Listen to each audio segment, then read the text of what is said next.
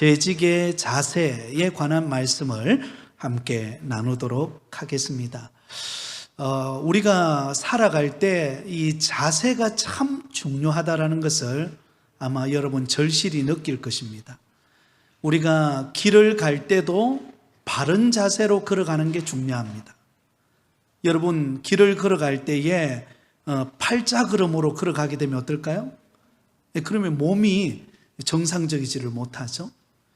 우리가 앉아 있을 때에도 자세가 중요합니다. 꾸부정하게 앉아 있으면 허리에 통증을 느끼고 또 이상이 오게 되죠. 그래서 우리는 항상 바른 자세로 앉고 또 바른 걸음걸이를 할 때 건강을 유지할 수가 있습니다. 여러분, 운동을 할 때도 그렇더라고요. 운동을 해보면 그 자세가 얼마나 중요한가를 우리가 알 수가 있습니다. 여러분이 좋아하는 운동은 뭐가 있습니까? 숨쉬기 운동요? 아마 산책, 또 우리 성도님들 같은 경우는 어떤 경우에는 탁구 좋아하죠, 그죠? 탁구. 여러분, 탁구에도 보니까요, 그 기본 자세가 있더라고요. 아무리 힘이 좋다고 막 친다고 되는 게 아니더라고요. 어제 잠시 탁구를 했는데요, 얼마나 공이 하늘로 날아가는지 마치 제가 야구 선수가 된 것 같았어요. 왜냐하면 기본 자세가 바르지 못하니까 힘만 주고 치니까는요, 공이 다 날아가 버리는 거예요. 자세가 중요합니다. 우리가 수영할 때도 마찬가지죠. 수영을 할 때도 힘 준다고 수영 잘하는 게 아닙니다. 힘을 빼고 배운 대로 자세를 따라 움직이는 게 굉장히 중요합니다. 여러분, 롯데 자이언츠의 한동희 선수라고 혹시 아십니까? 여러분들은 말씀과 기도만 하신다고 모르실 거라고 제가 예상을 했습니다. 이대호 선수가 은퇴를 했잖아요. 이대호 다음으로 제2의 이대호가 될 그런 롯데 자이언츠의 선수가 누구인가? 한동희 선수예요. 그런데 작년에 한동희 선수가 너무 못했어요. 힘은 좋은데 여러분, 이 방망이를 휘두르면 제대로 이 삼진 아웃이 계속되는 거예요. 그래서 올해 특단의 존치를 내렸습니다. 이 한동희 선수를 좋아하는 이대호 선수가 이제 은퇴를 했죠. 그를 데리고 미국으로 갔어요. 미국으로 가서 강정호라고, 여러분 아시는가 모르겠는데, 강정호, 옛날에 우리 야구를 잘했던 선수였는데 좀 불미스러운 일로 그냥 일찍 은퇴를 했죠. 근데 그 강정호 선수가 굉장히 미국의 그 야구를 이렇게 경험하면서 체계적인 그런 지도자의 어떤 그런 자질을 갖추게 됐어요. 그래서 이 강정호 선수가 운동, 그 야구를 가르치는 그런 어떤 그런 훈련소를 개원을 했는데요, 많은 사람들이 그곳에 와서 그 자세를 배우는 겁니다. 작년에 그 NC 다이노스라고 하는 그 마산에 있는 팀인데요, 그게 손아섭 선수가 그곳에 가서 배워서 올해 굉장히 좋은 성적을 거두었습니다. 그래서 한동희 선수를 미국에 데려가서 2주간 동안 이 강정호 선수가 그를 가르치는 거예요. 다른 게 가르치는 게 아니고 가장 기본적인 자세, 어떻게 방망이를 휘두르어야 공이 제대로 맞고 그게 멀리 날아가는가, 가장 기본적인 자세를 갖추는 거예요. 한동희 선수가 힘은 좋은데 그 몸의 중심을 뒤쪽에 주다 보니까 조금만 힘을 줘서 휘두르면 넘어지는 거예요. 그래서 앞다리에다가 힘을 주고 제대로 쳐야만 공이 멀리 날아간다라는 것을 2주 동안 배웠어요. 그래서 돌아와서 지금 시범 경기를 하는데 굉장히 지금 좋은 성적을 내고 있죠. 올해 아마 좋은 성적을 내지 않을까 그런 예상을 해봅니다. 제가 야구를 그렇게 좋아하는 건 아닌데 어쨌든 이 기본 자세에 대한 이야기를 하다 보니까 여러분들에게 그런 이야기를 하는 것 같습니다. 여러분, 우리가 교회를 섬길 때도요, 자세가 중요합니다. 제가 우리 교육자들에게 강조하는 게 있습니다. 우리가 교육자로서 성도들을 섬길 때 우리가 어떤 자세를 가지고 교회를 섬겨야 하는가.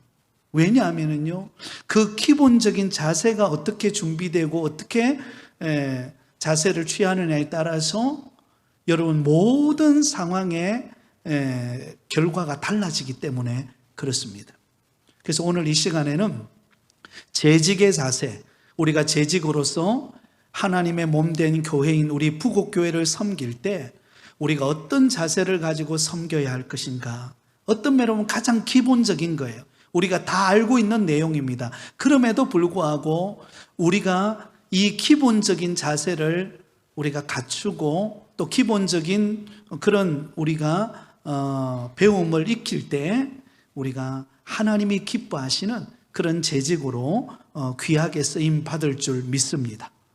자, 여러분, 우리가 하나님을 믿는다 그러죠.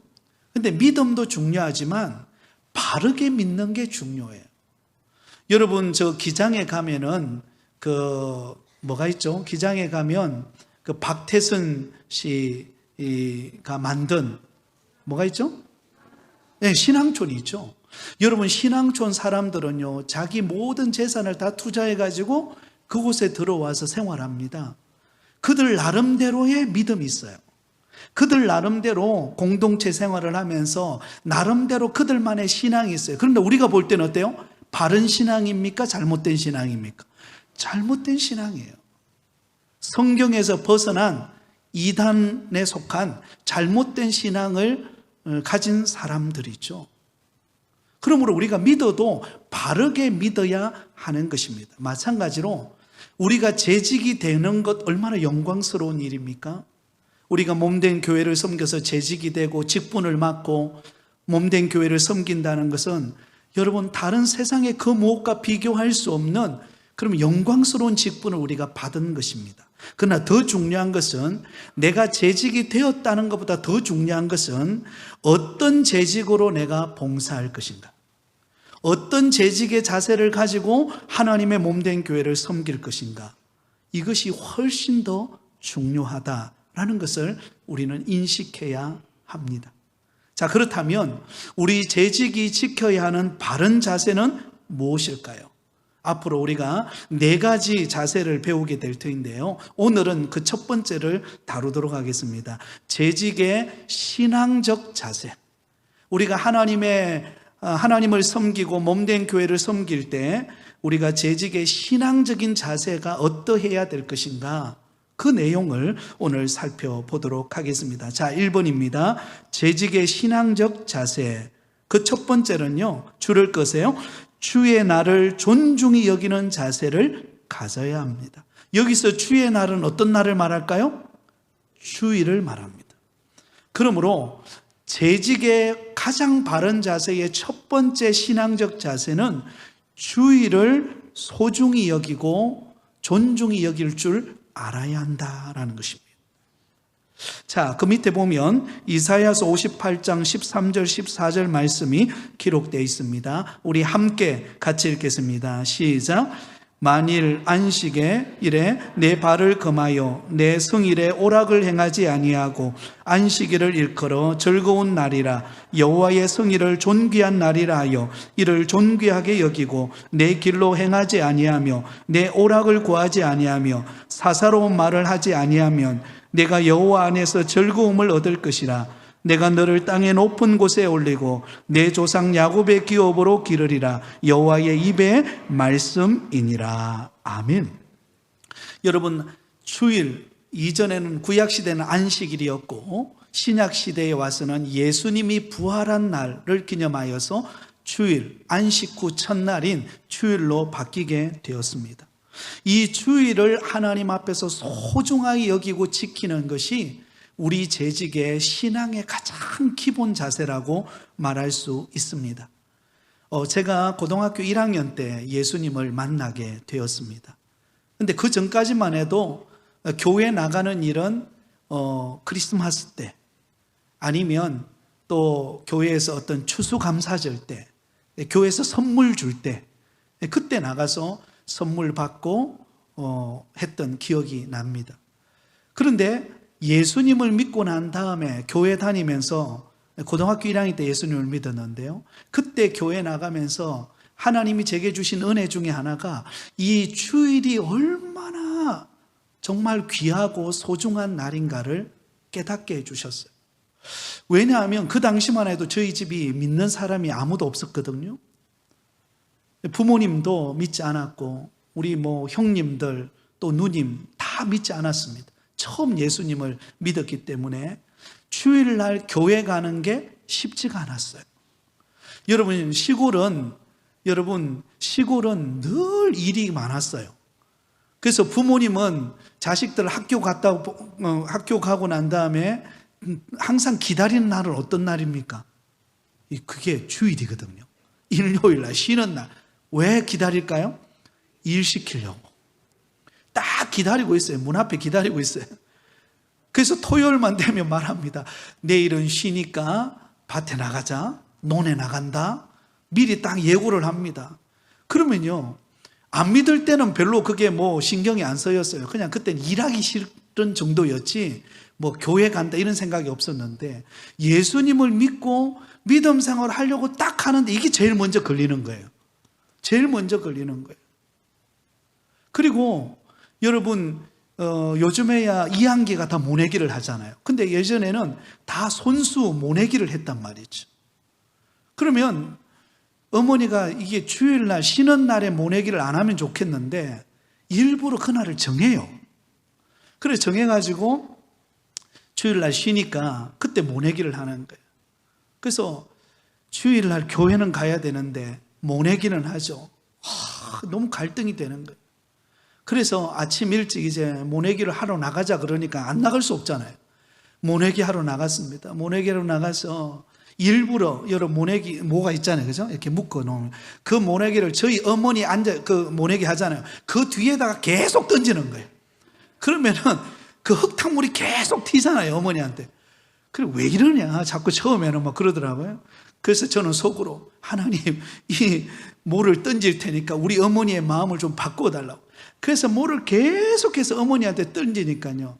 그때서야 어머니가 하나님 그때 은혜를 주신 것 같아요. 그래서 돌아서더니 교회를 가라 그러더라고요. 그래서 교회 갔던 기억이 납니다. 그러니 안 믿는 가정에서 교회 가는 게 쉽지 않으니까 뭐가 기다려질까요? 주일만 기다리시는 거예요. 그래서 주일이 소중하다는 것을 깨닫는 그런 은혜의 시간들이 있었던 것이 기억이 납니다. 아마 이 자리에 오늘 예배드리는 우리 성도님도 아마 그런 경험들이 많을 것입니다.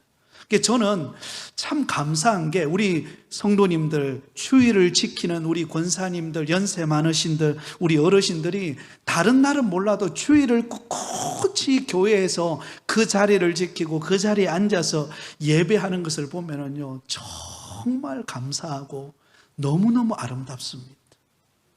너무너무 아름다워요. 왜? 하나님 앞에 예배하기 위하여 주일을 지키고 또 자기 자리에서 하나님을 섬긴다는 거, 이게 쉬운 게 아니거든요. 그런데 그렇게 하나님을 섬기는 주일을 지키는 것, 그것처럼 하나님이 기뻐하는 일이 어디 있을까, 그런 생각을 합니다. 우리 옆 사람을 한번 축복할까요? 오늘 이 자리에 함께해서 참 감사합니다. 우리 한번 인사하겠습니다. 네, 여러분 주일이 아니면 어떻게 이렇게 앉아 있겠어요, 그죠? 지금 바쁜데, 그죠? 주일이니까 이렇게 와서 앉아서 하나님 앞에 예배도 드리고 서로 교제도 하고 함께 오늘 미역국이 얼마나 맛있는지, 그죠? 누가 그러더라고요. 요즘에 오늘 무슨 반찬이 나왔죠? 시금치. 어떤 집사님이 그러더라고요. 아이고, 시금치가 요즘 싼가요? 왜 이렇게 많이 주냐고. 싼 게 아니라 사랑의 마음을 듬뿍 담아서 준 줄 믿습니다.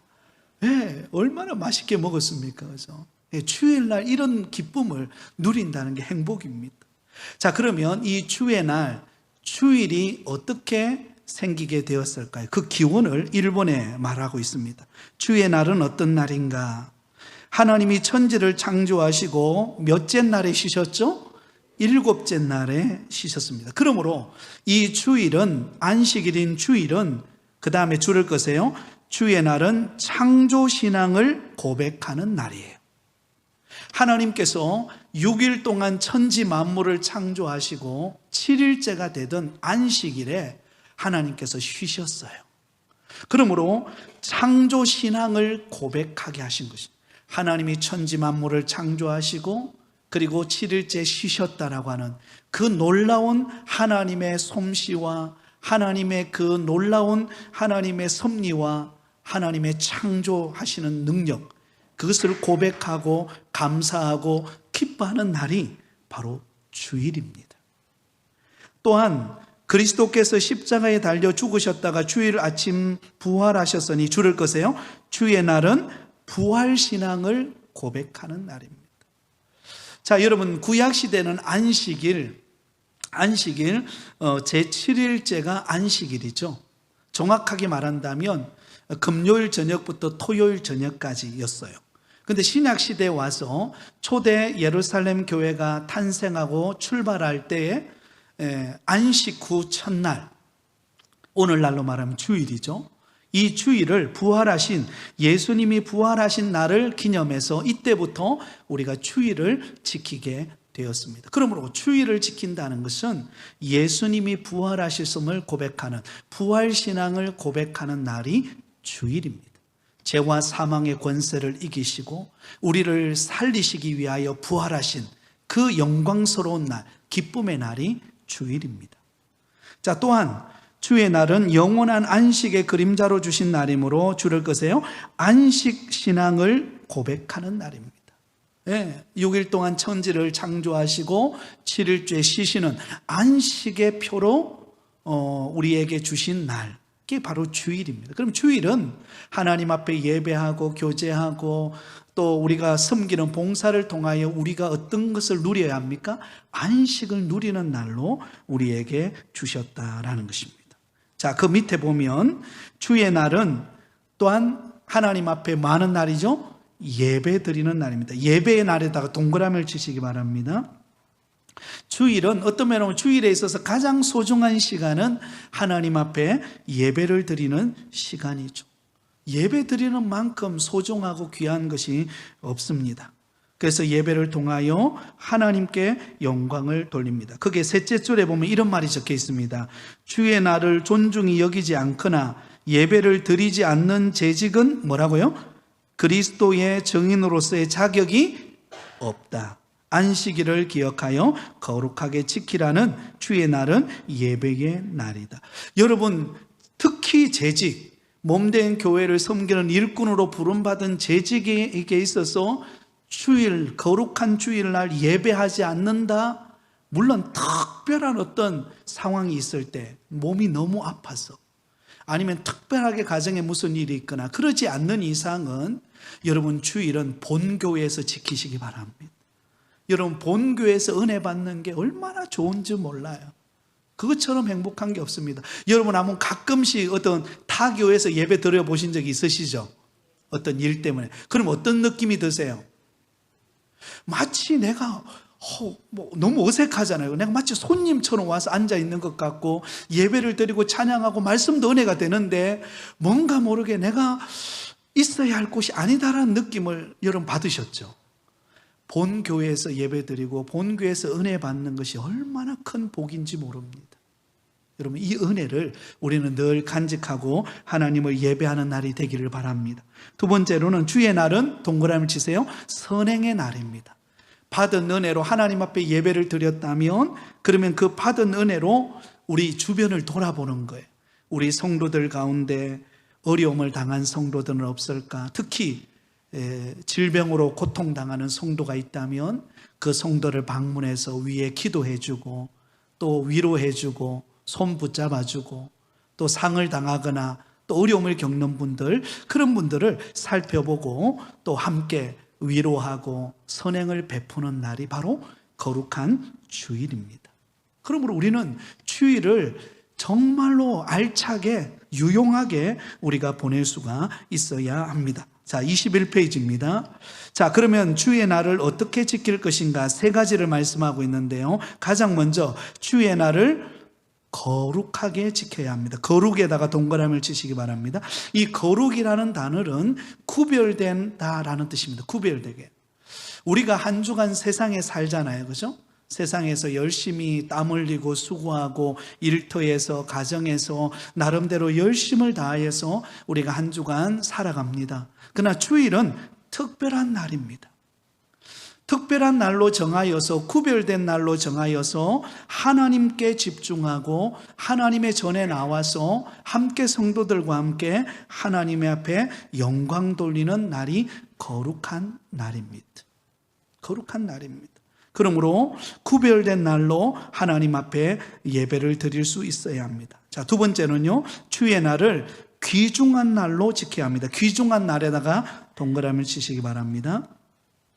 주일은 다른 어떤 날도 소중하지만 그러나 주일은 너무나 귀하고 소중한 날입니다.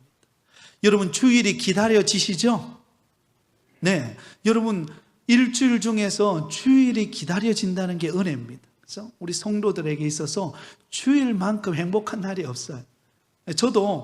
저는 교회에 있잖아요. 우리 교육자들과 함께 늘 교회에 있지만 주일이 너무 기다려져요. 성도님들을 만날 것도 기다려지고 예배 드릴 것도 기다려지고 함께 찬양하고 또 점심 식사를 나누면서 교제할 것도 기대되고 모든 게 다 기대되는데 이 주일이 얼마나 소중하고 아름답고 영광스러운 날인가를 우리가 알면 그 날을 소중히 여기고 우리가 하나님 앞에 지켜야 합니다. 그 다음에 세 번째는요, 주의 날을 어떤 날로 지켜야 합니까? 기쁜 날로 지켜야 합니다. 기쁜 날에다가 동그라미를 치시기 바랍니다. 자, 여러분에게 한번 질문을 던지겠습니다. 여러분, 주일을 지키는 게 기쁜 날이에요? 아니면 부담스러우세요? 기쁜 날이죠. 할렐루야. 여러분, 주일날은 하나님 앞에 기쁨의 날이에요.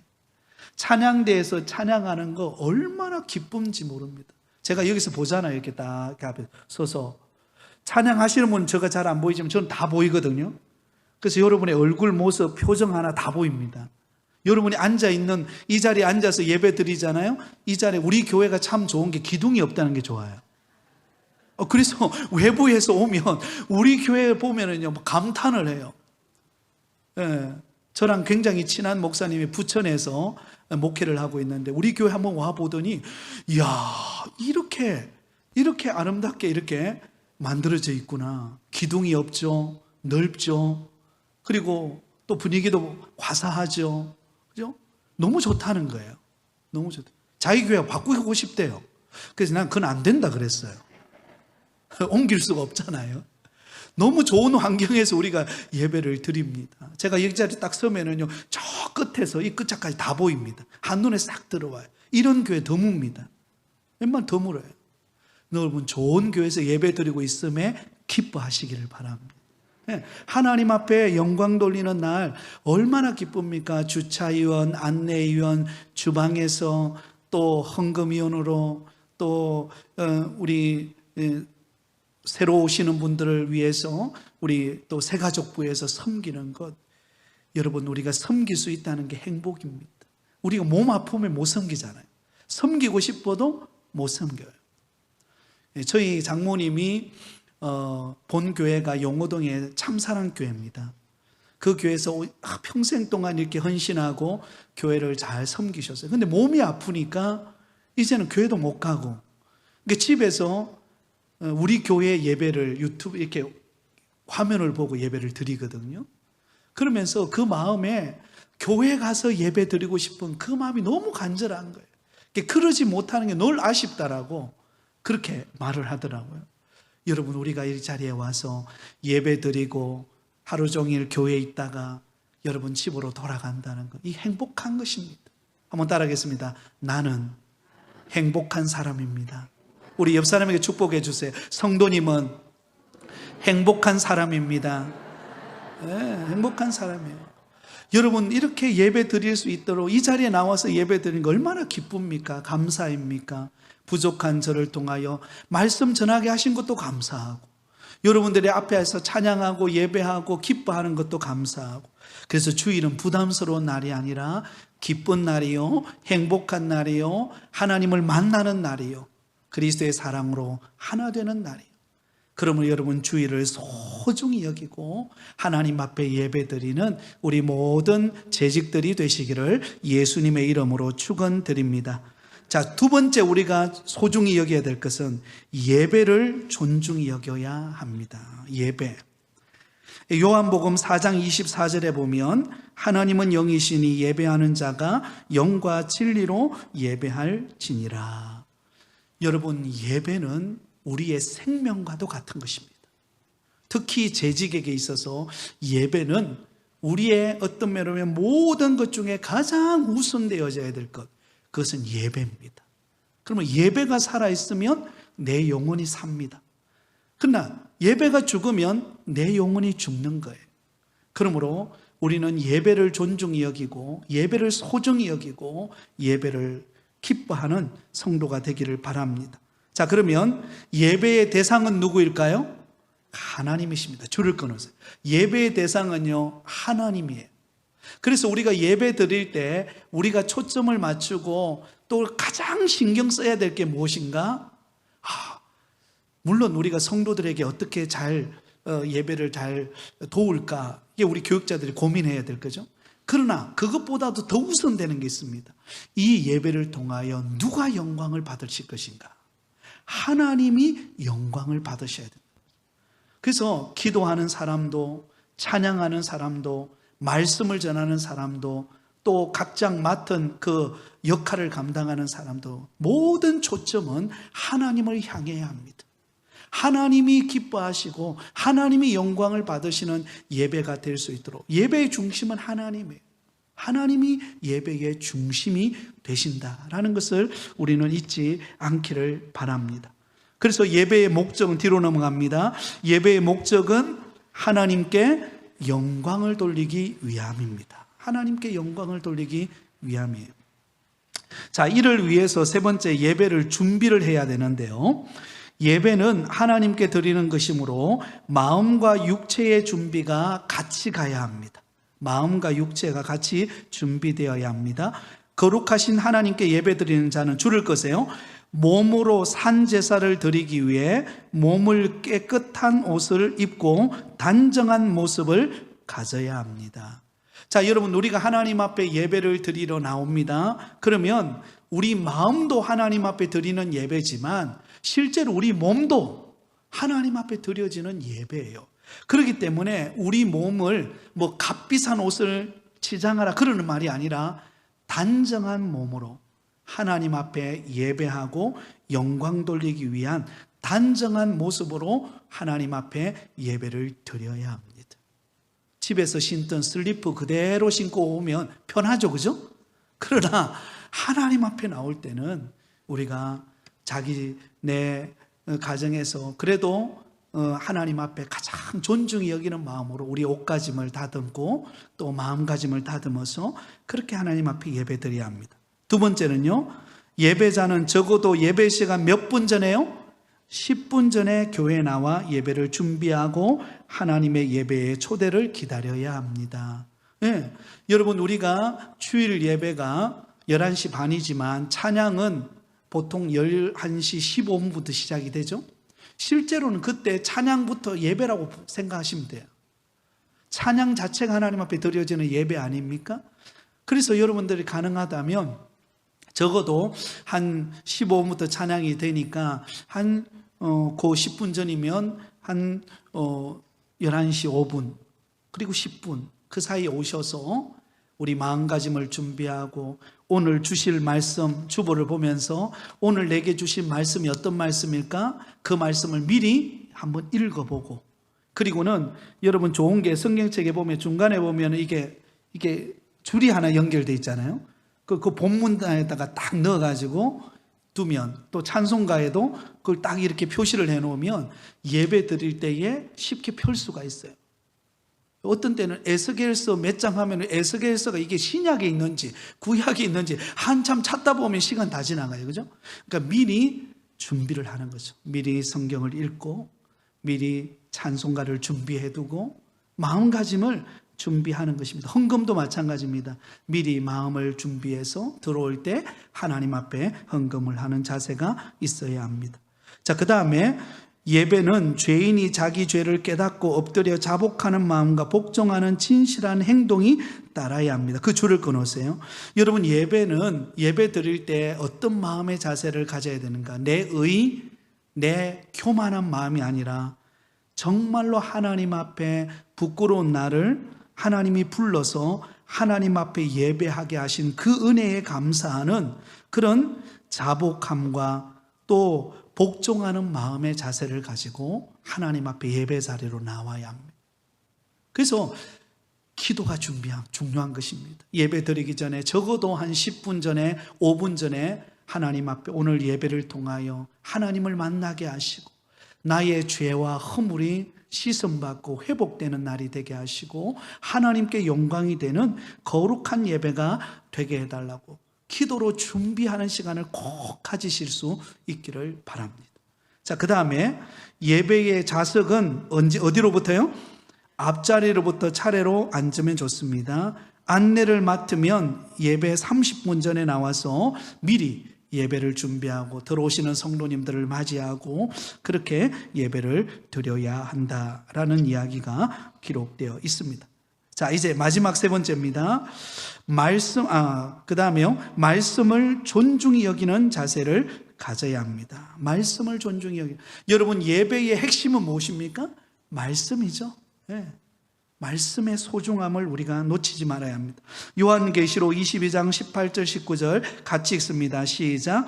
내가 이 두루마리의 예언의 말씀을 듣는 모든 사람에게 증언하노니 만일 누구든지 이것들 외에 더하면 하나님이 이 두루마리에 기록된 재앙들을 그에게 더하실 것이요 만일 누구든지 이 두루마리의 예언의 말씀에서 제하여 버리면 하나님이 이 두루마리에 기록된 생명나무와 및 거룩한 성의 참여함을 제하여 버리시리라. 아멘. 하나님의 말씀의 소중함을 말하고 있습니다. 하나님의 말씀은 더하지도 말고 빼지도 말라는 거예요. 하나님의 말씀 있는 그대로를 받아들이고 그 말씀 있는 그대로를 쫓아 순종하라는 것입니다. 그러기 위해서는요, 하나님이 우리에게 주신 성경 66권의 성경을 존중히 여기는 자세가 있어요. 성경을 소중히 여겨야 합니다. 여러분 다 성경 가지고 계시죠, 그죠? 예, 이 성경을 소중히 여기고 가까이 해야 합니다. 가까이 해야 합니다. 자, 23페이지에 위에 보시면 성경을 애독할 이유, 성경을 가까이 하고 읽어야 할 이유가 나오죠. 성경은 예수님께서 하나님의 아들 그리스도이심을 믿게 하고 생명을 얻게 한다. 여러분, 성경은 우리에게 예수님을 어떻게 믿어야 할지 구원의 길을 제시해 주는 것이 성경입니다. 또한 성경을 통해서만 경건한 생활을 할 수가 있다. 왜? 영의 양식이기 때문에. 영의 양식을 먹어야 우리가 살 수 있잖아요. 영의 양식을 먹어야 그 말씀대로 순종할 수가 있잖아요. 그래서 경건의 삶을 살게 됩니다. 또한 성경은 신자에게 빛을 주며 바른 길로 인도해 줍니다. 여러분, 내가 뭘 해야 될지, 어디로 가야 될지 막막하잖아요. 그때는 성경을 읽으시기 바랍니다. 성경을. 하나님의 말씀 성경을 읽고 성경을 가까이 하면 성경 속에 답이 있습니다. 한번 따라하겠습니다. 성경 속에 내 인생의 답이 있습니다. 네, 성경 속에 하나님이 다 담아두셨어요. 그래서 우리가 성경을 펼쳐서 읽기 시작하면 그 속에서 하나님이 무한한 지혜와 아이디어와 방법을 보여주십니다. 근데 우리는 뭐예요? 성경을 가까이 하지 않아요. 누굴 찾아갑니까? 사람 찾아가고 다른 여러 가지 상황 쫓아가고 그러다 보니까 마음이 혼란스럽고 갈등이 되고 낙심이 되는 것입니다. 힘들수록 하나님의 영의 양식이 있는 말씀을 가까이 하는 저와 여러분 되실 수 있기를 바랍니다. 자, 성경을 애독하는 정신은 언제나 거룩한 마음과 기대하는 정성으로 성경을 읽어야 합니다. 기쁘게 가르침을 받을 마음과 복종할 정신으로 읽어야 합니다. 그리스도의 정신대로 살고자 힘쓰며 읽어야 합니다. 자, 그 다음에 성경 애독의 방법이 나오죠. 제가 첫째 하면 여러분 읽어주시기 바랍니다. 첫째. 자, 성경은 언제 읽어야 된다고요? 매일 읽어야 됩니다. 여러분, 매일 한 장도 좋아요. 시편 1편도 좋아요. 그 1편 말씀이 하루에 우리의 삶을 이끌어갈 것입니다. 그렇죠? 네. 우리는 보통 어떻습니까? 성경책 들고 주일날 왔다가 집에 가가지고 고이 모셔놓고 언제 들고 오죠? 그 다음 주일에 먼지 한번 탁 틀고 오는 경우들이 많죠, 그죠? 예, 성경은 매일같이 펼쳐 읽으시기 바랍니다. 자, 그 다음에 둘째, 시작.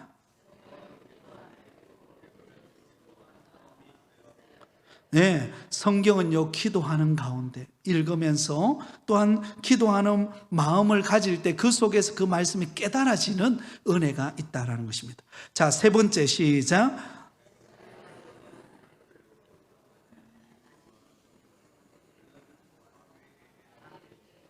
네, 난해한 구절을, 내가 이해되지 않는 구절을 억지로 풀려고 하다 보면 문제가 발생해요. 여러분, 요즘에 유튜브에 들어가면은 온갖 내용들이, 설교와 관련된, 말씀과 관련된 내용들이 많이 나오죠, 그죠? 네, 요즘에 이 유튜브 세계는 정말 굉장히 넓습니다. 그러나 유튜브에서 우리는 조심해야 될 게 있어요. 무분별하게 듣다 보면은요, 왜곡된, 잘못된 이단들이 가르치는 그런 성경을 접할 수도 있어요. 그렇기 때문에 여러분, 우리가 어떤 유튜브를 보더라도 거기에서 의심이 되거나 또한 뭔가 정보가 바르지 않는 것에 대해서는 물어봐야 됩니다. 교육자들한테 물어봐야 되고, 그러면서 여러분들이 접할 수 있기를 바랍니다. 네. 자, 그 다음에 네 번째 읽습니다. 시작. 성경을 전적으로 받아들이며 복종하며 내 전부를 맡겨버리는 태도로 읽어야 합니다. 그 다음에 다섯 번째요. 성경은 내 자신의 믿음과 덕을 높이는 한편 남의 믿음과 덕도 높이기 위하여 내 경험을 살려 말씀을 전파해야 합니다. 네, 좋습니다. 자, 이제 마지막입니다. 설교를 존중히 여기는 자세를 가져야 합니다. 자, 설교는 강단에서 하나님의 말씀이 선포되는 거죠, 그죠? 그러므로 강단에서 선포되어지는 하나님의 말씀을 여러분 소중히 여기고 가까이 하는 여러분 되실 수 있기를 바랍니다. 그래서 제자 훈련을 하면은요, 꼭 숙제를 냅니다. 어떤 숙제를 내냐 하면 주일날 전했던 말씀을 요약해 오라는 숙제가 나가요.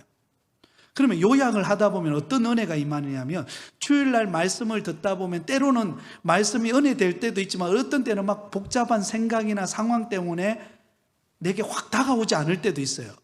그런데 그때 다시금 그 말씀을 듣고 요약을 해보다 보면 깨닫지 못하는 은혜를 깨닫는 은혜가 있다는 거죠.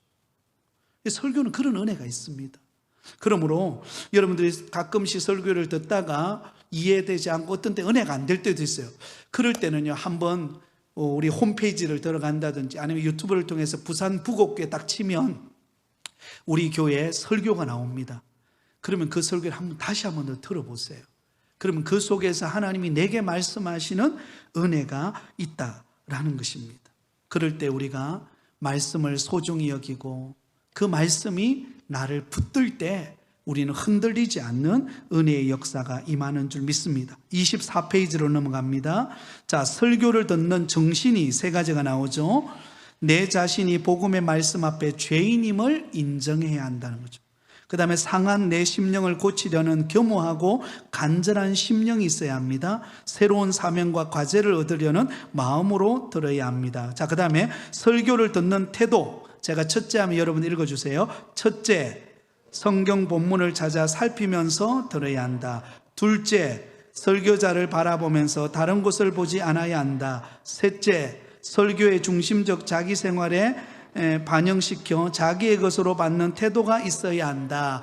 이게 무슨 말인가 하면, 오늘 말씀을 전했어요. 이 말씀, 오늘 이 말씀은 내가 들어야 될 말씀이 아니고 오늘 안 왔는데 박 집사님이 딱 들으면 좋을 말씀. 물론 박 집사님도 은혜가 되지만 저와 여러분이 들어야 될 말씀인 줄 믿습니다. 네, 그래서 그 말씀을 소중히 받아들이면 내 영혼의 자양분이 됩니다. 자, 설교를 들은 후에는 의문이 되거나 이해되지 않는 점은 조용한 시간에 설교자를 직접 찾아 지도를 받아야 합니다. 그리고 설교를 통한 느낌과 소감을 간증하며 설교자와 인격적 교제를 가지면서 교회 생활에 힘써야 합니다. 예, 그렇습니다. 여러분, 우리가 재직으로서 우리가 신앙적인 자세 세 가지를 살펴보았습니다. 제일 먼저는요, 주의 날, 주일을 소중히 여겨야 한다. 두 번째는 무엇을 소중히 여겨야 되죠?